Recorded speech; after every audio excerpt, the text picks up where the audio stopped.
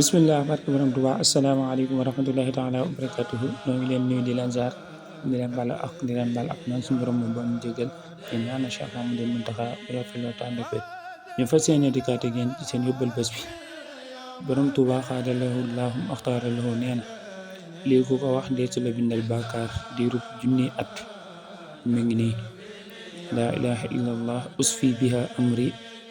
laa ilaha illa allahu udxilu biha xabri laa ilaha illa allah usqilu biha misaani laa ilaha illa allah urdi biha rabbi laa ilaha illa allah muhammadu rasulullahi sallallahu alayhi wa sallam yaa nañu yàlla defal dégg ak topp wasalaamu aleykum wa rahmatullahi taala wa barakatuhu jërë ngeen jëf